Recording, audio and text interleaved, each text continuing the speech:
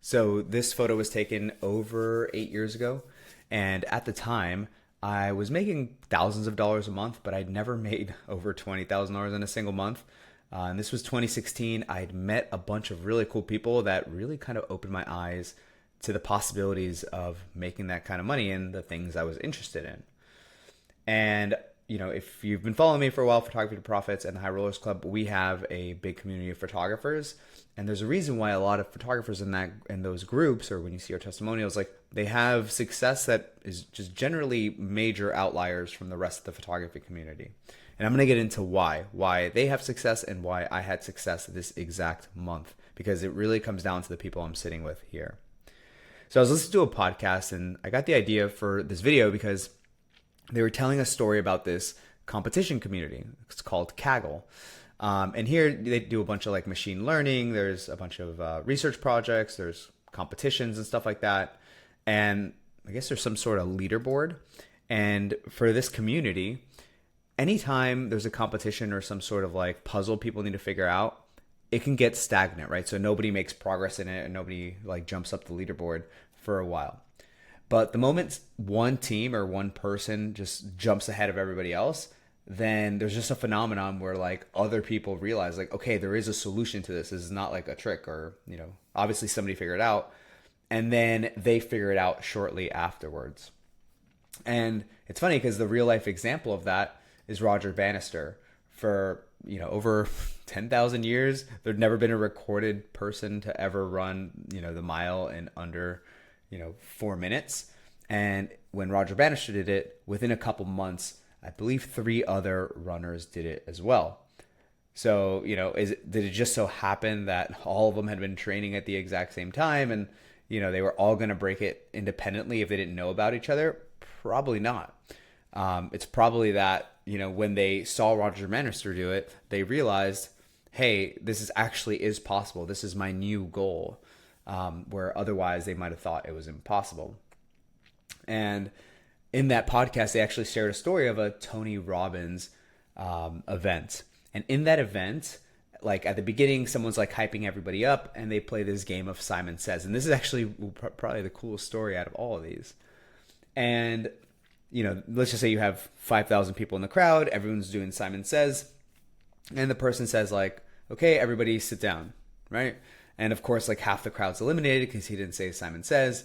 And he goes through this, hey, Simon Says, clap your hands, jump around, and people are just kind of getting disqualified as they go. And the speaker looks at one of the people that like got eliminated in the first round or two. And he looks at them and says like, hey, when we started this exercise, did you believe you were going to win the Simon Says? And the person was like, no, it's like a silly game. I didn't know what we were doing this for, probably killing time. And he's like, okay. Goes to the next person that kind of sat down pretty early too. And they say, did you think you were going to win? And the person was like, no, not really. And they got pretty much eliminated in the first like couple rounds, right? So then he asks the entire crowd, he says, who here thought that they were actually going to win Simon Says? And only like 5% of the audience. So imagine, I don't know, 50 people or just over 50, I don't know, 200 people raising their hand out of the 5,000. Well, he did that to point out that when you're competing, right, in these things and in life, right, it could be your photography studio, not everyone is actually raising their hands, right? So you might say, hey, there's 50 newborn photographers near me. There's 50 boudoir photographers within 200 miles. But if you were to survey all of them, if I was to independently go to all of them and say, hey, like, do you actually think your photography studio can be successful? The answer would probably be, not really. I'm just kind of doing this. I need a hobby. I like paying for my lenses. And then, so what's that tell you? It tells you that if you're intentional, all these 3 stories, if you're intentional about actually winning, you're not competing with everyone. You're competing with a small subset of people and you're competing with yourself because, if you just believe that it's possible, it'll happen. And that's what happened here in 2016. It's funny because one of my like really close friends, before I started this business, they took me to coffee and they were like talking to me about all this online marketing stuff. They were talking about Facebook ads and Google ads. and they were telling me like, hey, Humberto, you need to get into the space. You're really passionate about it. You do SEO already. You're teaching all these classes for free locally. You're doing it online. You need to like do all this. And this was like maybe 3 months before this photo. And I basically said to them like, no, I don't think so. That's dumb. I just want to do photography. I was taking like every photography course known to man. I had taken like all these cinematic headshots. I was taking real estate photography. I was like doing jobs in other countries. I was doing weddings everywhere.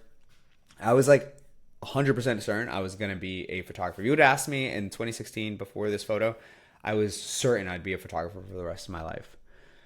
And this guy right here, Jason, he actually reached out to me like over Facebook, and someone basically like networked me with him. I was at a wedding, I believe August 2016, and the woman saw me flying a drone, one of the guests, and she said, hey, I live in Brickell, Miami.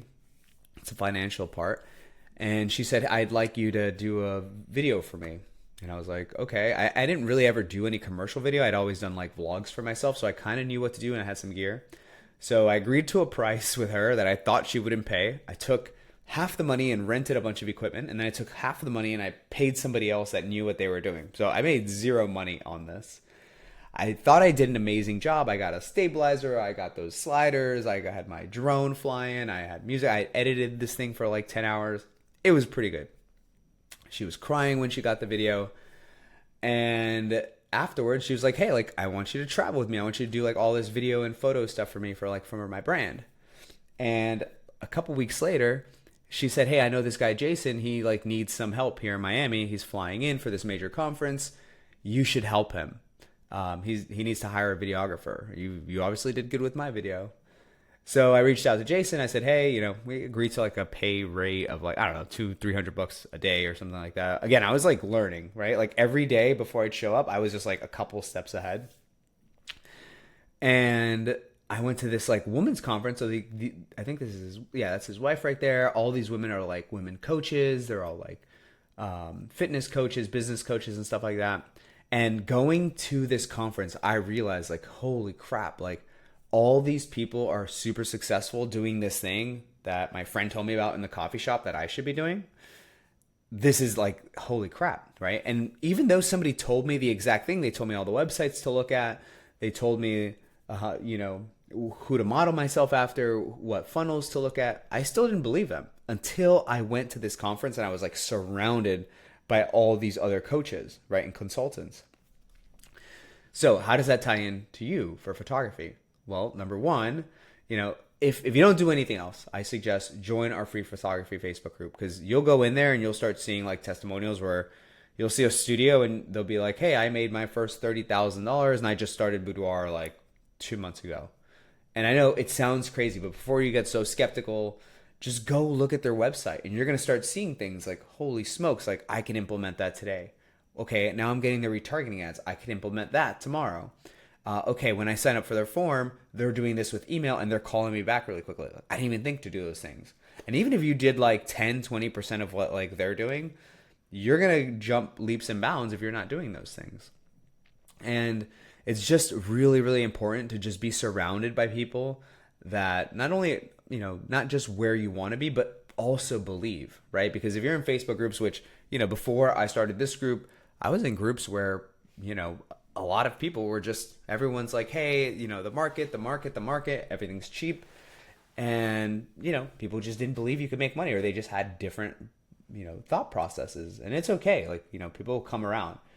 I'm lucky because when I started photography, like I immediately found Sue Bryce and all the Sue Bryce education groups. So I knew that I could make money in photography, just seeing how successful, the kind of the glamour photographers were. So that's why I was inspired. Like I should create my own group with Jen. I should have my own community, my own email list, and we should put this information out to the world. And you wouldn't believe how many people, even if they've never signed up for our mastermind, never worked with us one-on-one, like they'll reach out and say, hey, like I follow your free content. I implemented some of the things you do. I imitated this.